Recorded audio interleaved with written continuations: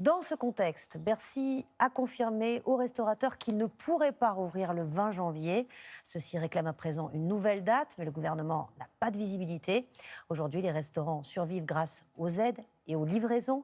Certains bénéficient aussi d'une dérogation pour accueillir des travailleurs en extérieur. Reportage à Villefranche-sur-Saône et à Guéret d'Étienne Prigent et Philippe Évêque. Dans ce restaurant de la Creuse, il y a la table qui est là-bas, là, la table de 3. des clients accueillis dans une ambiance conviviale. Voilà, cher ami. Très rare ces derniers temps. L'initiative est unique en France. Grâce à une convention proposée par la Chambre de commerce, l'établissement s'est transformé en restaurant d'entreprise, uniquement pour les professionnels du bâtiment, les ouvriers qui travaillent en extérieur dans le froid. C'est une chance de manger au chaud et à table.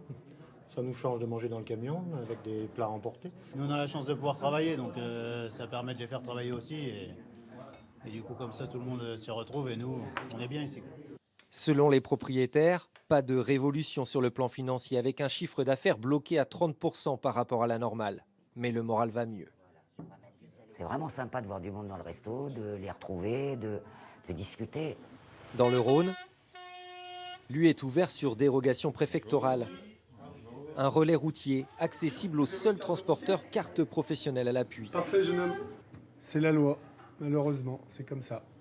2 tiers des salariés au chômage partiel. Le relais réalise une centaine de couverts par jour contre 280 en temps normal. On va dire que ça nous permet de terminer à quasiment zéro, donc au moins on ne perd pas d'argent. C'est pas bien, c'est moins pire. Des repas chauds, mais aussi un accès à des douches propres. Ces réouvertures ont été obtenues sous la pression des syndicats routiers. À un moment donné, un coup de rasage, une douche, je pense que tout à chacun a le droit d'avoir un minimum d'hygiène.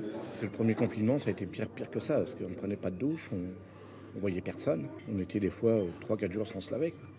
Aujourd'hui, les routiers peuvent compter sur 250 établissements en France. Trop peu selon eux pour un bon maillage du territoire.